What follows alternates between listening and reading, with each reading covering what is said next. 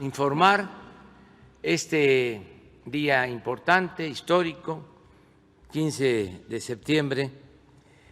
Vamos a informar, como lo hacemos todos los martes, sobre la situación de la salud, en particular lo que tiene que ver con la pandemia, y posteriormente yo voy a dar a conocer nuestra decisión de entregar un escrito a la Cámara de Senadores para la realización de la consulta al pueblo de México sobre el posible enjuiciamiento, previa investigación y en el marco de la legalidad, de acuerdo al debido proceso, de los expresidentes de México de 1988 a la fecha, es decir, hasta el presidente Peña Nieto. Es el expresidente Carlos Salinas, Ernesto Zedillo, Vicente Fox, Felipe Calderón y Enrique Peña Nieto. Bueno, vamos a informar sobre la solicitud que se va a presentar de conformidad con la ley el día de hoy al Senado de la República. Vamos a firmar este escrito.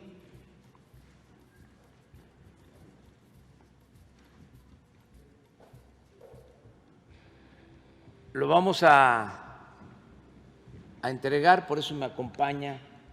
el consejero jurídico Julio Scherer Ibarra. Se va a entregar hoy a las 11 de la mañana al Senado. Vamos a entregar este documento, me informa el consejero jurídico que ya estableció comunicación con los representantes del Senado, tanto con el presidente del Senado como con Ricardo Monreal, que es el coordinador de los grupos parlamentarios en el Senado, y van a recibir este escrito. Quiero comentarles que es muy satisfactorio el que un grupo de ciudadanos haya tomado también la iniciativa de recoger las firmas para solicitar esta consulta. La información que tengo es de que sí van hoy a tener las firmas que se requieren, que ya están ordenando las firmas y que ya van cerca de 2 millones de firmas de ciudadanos. De todas formas, porque hoy vence el plazo, consideré importante presentar también este escrito para tener más seguridad sobre la solicitud de la realización de una consulta a todos los ciudadanos. Antes de firmar el documento, lo voy a leer para que se pueda conocer lo más ampliamente posible. Lo van a poner en pantalla, pero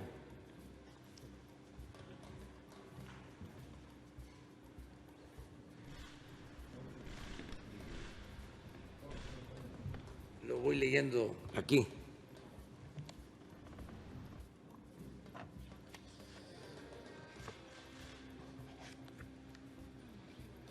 A las y los senadores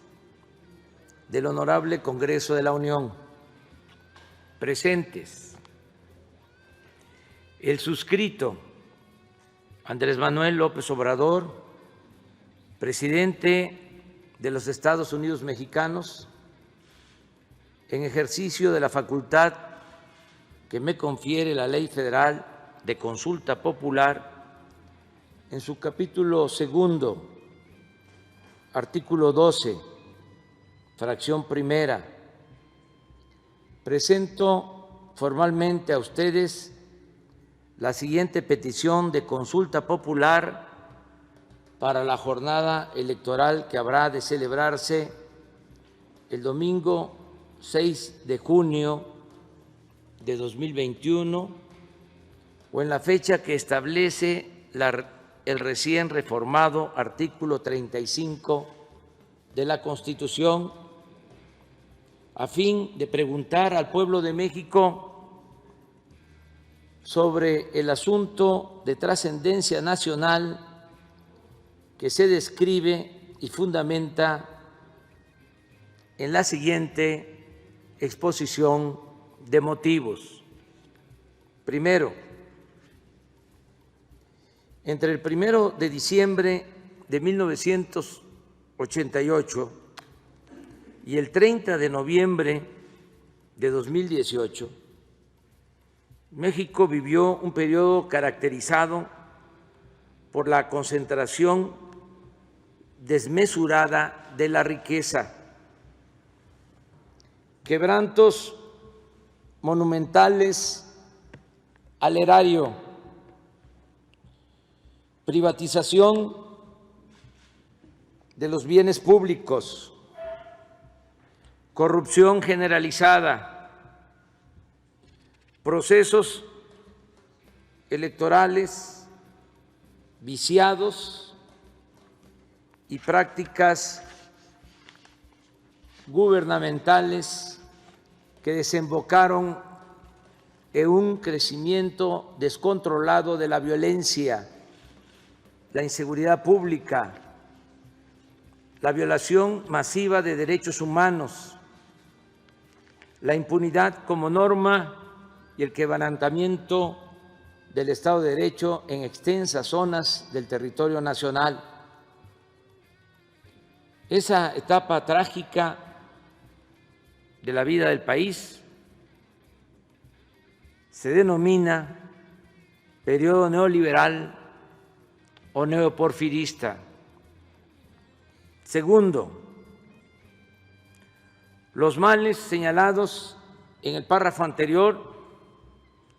no ocurrieron de manera fortuita, sino que fueron consecuencia de la aplicación durante 5 sexenios de un modelo político y económico elitista, antidemocrático, antinacional y antipopular. Las más altas esferas del poder público y específicamente quienes ejercieron la titularidad del Poder Ejecutivo dieron fe en innumerables ocasiones, tanto de palabra como en los hechos, de su adhesión a las políticas privatizadoras, su determinación de privilegiar a los grandes poderes económicos y de su empecinamiento en estrategias de seguridad violentas, inhumanas y contraproducentes. En suma, los desastres humanos, sociales y nacionales sufridos por el país durante esos 30 años fueron resultado de una suma de actos voluntarios y racionales por parte de quienes lo gobernaron en ese lapso. Tercero, el neoliberalismo gobernante se tradujo en la pérdida de centenares de miles de vidas, en decenas de miles de desapariciones, en la conculcación de derechos políticos y sociales, en el crecimiento de la pobreza, la desigualdad, la marginación, la informalidad y la descomposición social, en el deterioro sostenido de los sistemas públicos de salud y educación, en la desprotección de millones de jóvenes y adultos mayores, en el acoso depredador en contra de las comunidades indígenas, en un pronunciado deterioro de las instituciones, en la pérdida de soberanía y en la devastación de las industrias petrolera y eléctrica, entre otras consecuencias graves. Cuarto, la desigualdad en México se profundizó precisamente durante el periodo neoliberal o neoporfirista. Según cifras del Banco Mundial y de la Organización para la Cooperación y el Desarrollo Económico, OCDE, fue en el sexenio de Carlos Salinas de Gortari cuando crecieron más en nuestro país las diferencias económicas y sociales entre ricos y pobres. Y no es casual que al mismo tiempo se entregó a particulares nacionales o extranjeros una cantidad sin precedentes de bienes públicos. Un dato: en julio de 1988, cuando Salinas fue impuesto mediante un fraude electoral, en la lista de la revista Forbes, en la cual figuran las personas más ricas del mundo, solo aparecía una familia mexicana, la de los Garza Sada, con $2,000 millones. Pero al finalizar aquel sexenio ya estaban incorporados a ese listado otros 24 mexicanos que poseían en conjunto más de $44,000 millones. Casi todos ellos habían sido beneficiados con empresas, minas y bancos que antes eran propiedad de los mexicanos. Luego de estar colocado en 1988 en el lugar 26 entre los países del mundo con más multimillonarios, en 1994 México escaló al cuarto sitio, solo por debajo de Estados Unidos, Japón y Alemania. Quinto, el presidente Ernesto Zedillo continuó las políticas privatizadoras de su antecesor y las llevó hasta sus últimas consecuencias. Privatizó bienes nacionales como los ferrocarriles, pero además adjudicó al conjunto de los mexicanos deudas privadas por un monto de $552,000 millones en el marco del llamado rescate bancario de 1998. A la fecha, aunque el país ha pagado a los bancos $700,000 millones por bonos del FOAPROA, esa deuda pública asciende a cerca de 2 billones y no terminará de saldarse sino hasta el año 2070. Sexto, Vicente Fox Quesada llegó a Los Pinos como resultado del anhelo social de alcanzar la democracia y la alternancia. Sin embargo, cuando se acercaba el final de su gestión, intervino indebida e ilegalmente en el proceso electoral a fin de impedir el triunfo de la oposición. Tal intromisión no solo fue reconocida en el fallo con el que el Tribunal Electoral del Poder Judicial de la Federación legalizó el turbio proceso electoral de 2006, sino que el propio Fox, quien al año siguiente, en una entrevista con Telemundo, admitió, cito, que era importante detener a López Obrador y en 2010 se jactó, cito, de haber cargado los dados del proceso electoral. De esa forma traicionó el mandato democrático al que se debía y los principios mismos de la democracia. Séptimo, desde el inicio de su sexenio, Felipe Calderón Hinojosa embarcó al país en una estrategia militar supuestamente orientada a combatir el narcotráfico, que exacerbó la violencia y multiplicó las zonas del territorio nacional bajo control de las bandas delictivas, pese a las innumerables y conocidas advertencias de que tal política habría de resultar contraproducente y terriblemente costosa para México. Lo más grave, colaboradores suyos y periodistas independientes le señalaron los indicios de que su secretario de Seguridad Pública, Genaro García Luna, era cómplice de una de las facciones del narcotráfico,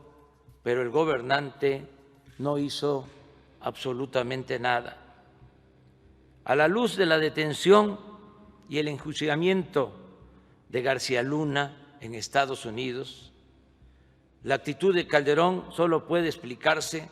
como fruto de una extremada irresponsabilidad o de complicidad activa o pasiva con la delincuencia organizada. Octavo, la irrupción de grandes cantidades de dinero de procedencia desconocida en la campaña presidencial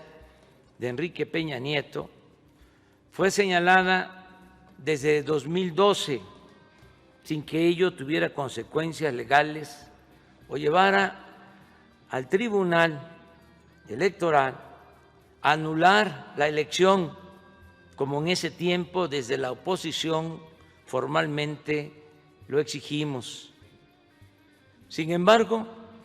declaraciones recientes de Emilio Lozoya Austin, director general de Pemex durante el sexenio de Peña Nieto, han permitido documentar que parte de ese dinero provino de sobornos anticipados de la empresa Odebrecht. Por otra parte, los señalamientos de Lozoya apuntan a la presunta complicidad de Peña Nieto en las cuantiosas sumas de dinero que se entregaron a legisladores del PAN para obtener los votos y la aprobación de la llamada reforma energética, así como en la compra fraudulenta de la planta de fertilizantes agronitrogenados, operación que causó al erario un quebranto superior a $200 millones. Noveno, Los hechos referidos en los párrafos anteriores, más muchas otras calamidades no relatadas en aras de la brevedad, generaron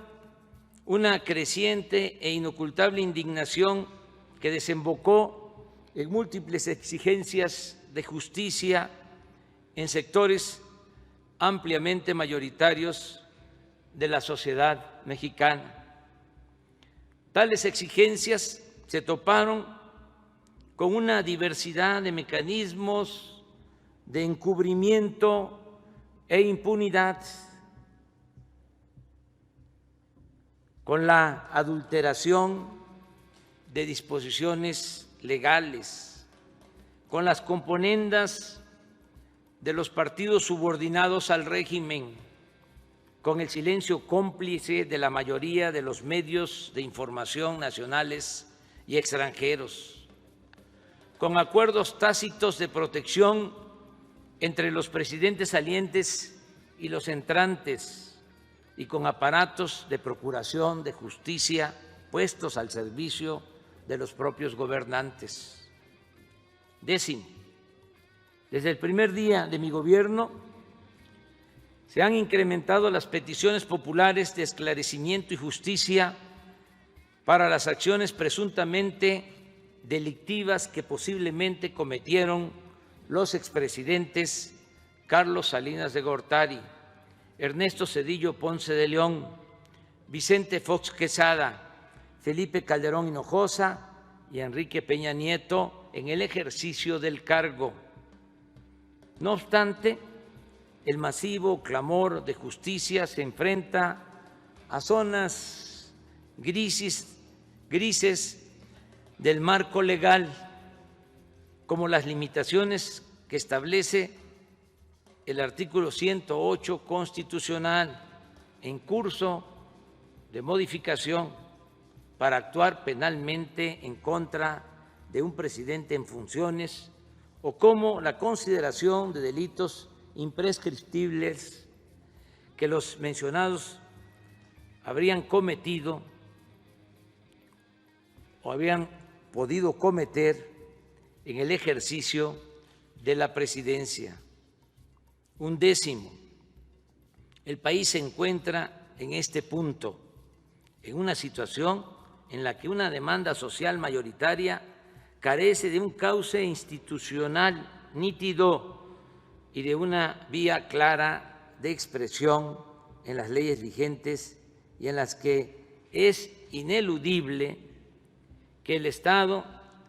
emprenda un proceso de esclarecimiento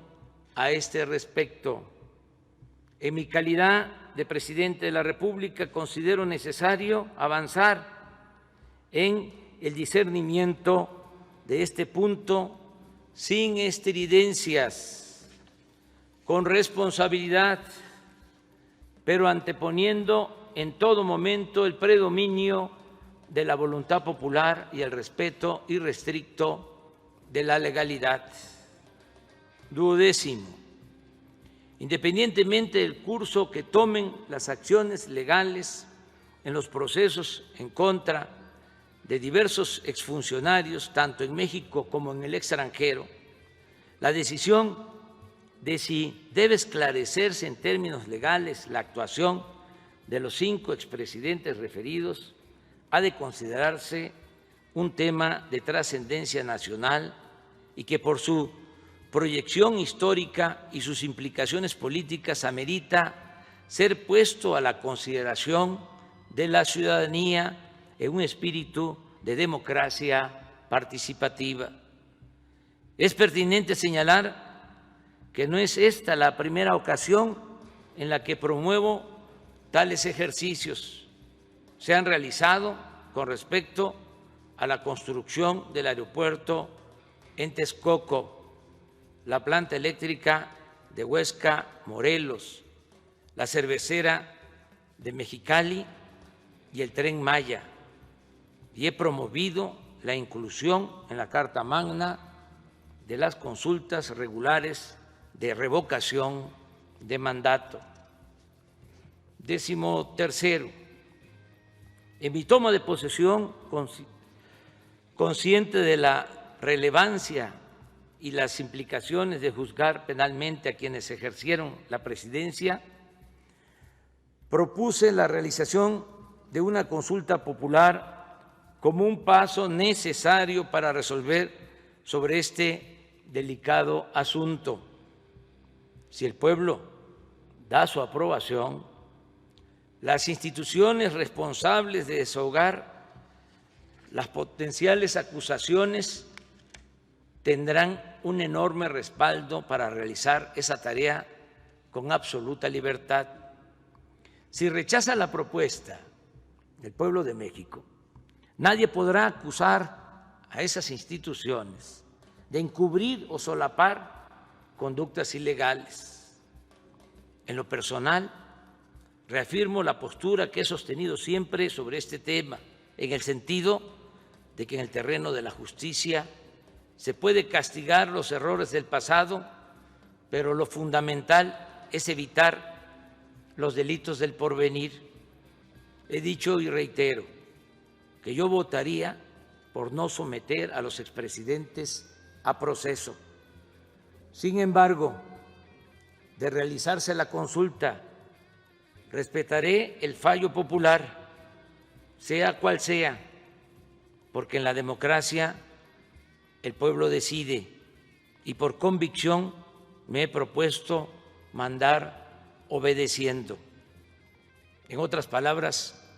nunca traicionaré la confianza del pueblo y no seré cómplice de la impunidad, ni voy a ser tapadera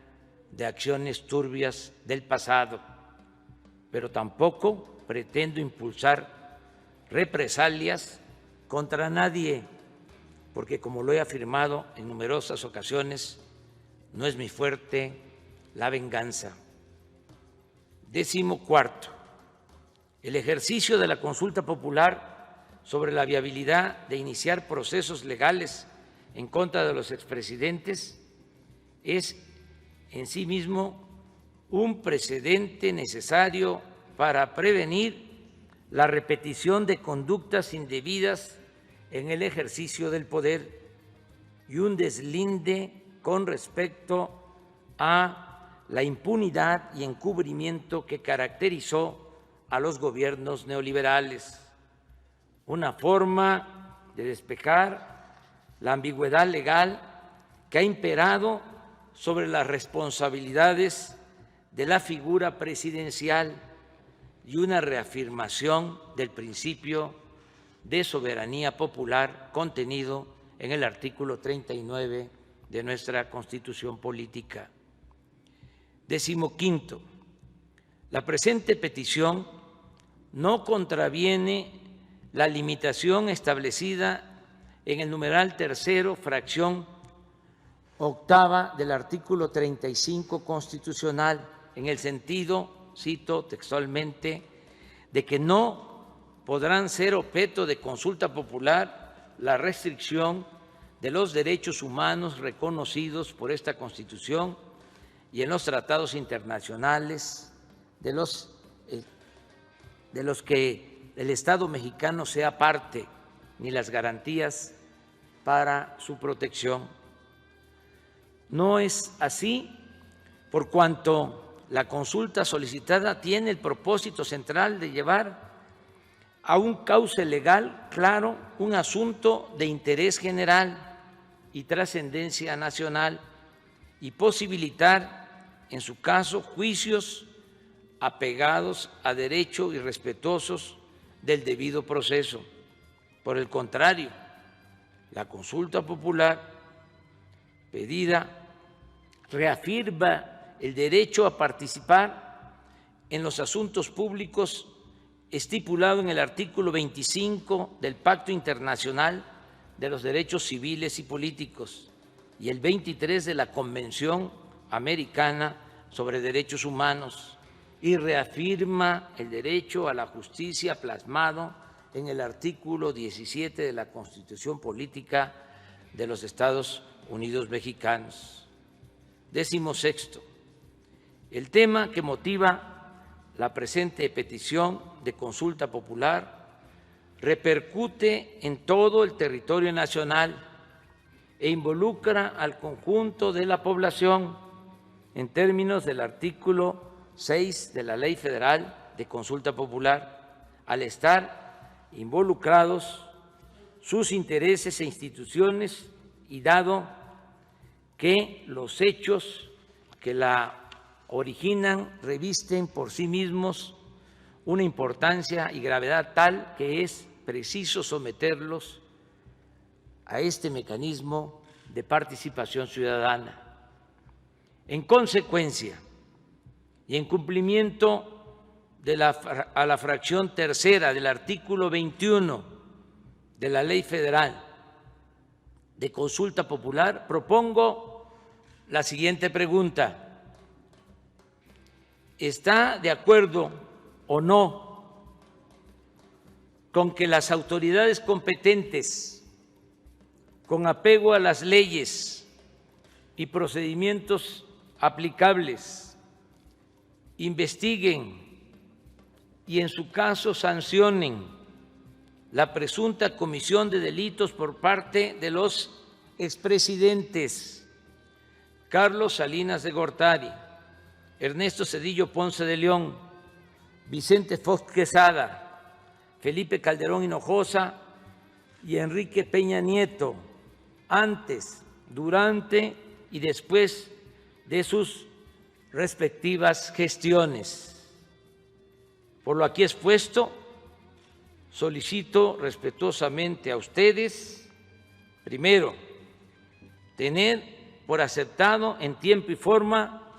el presente escrito. Segundo, dar cuenta de la presente petición de consulta popular y turnarla a la Comisión de Gobernación y, en su caso, a las comisiones que correspondan para su análisis, dictamen y cumplimiento de las etapas procesales correspondientes, con fundamento en lo dispuesto por la fracción primera del artículo 27 de la Ley Federal de Consulta Popular y demás disposiciones aplicables. Palacio Nacional, Ciudad de México, 15 de septiembre de 2020. Voy a firmar. El documento lo entrega hoy el consejero jurídico, como ya dije, al Senado.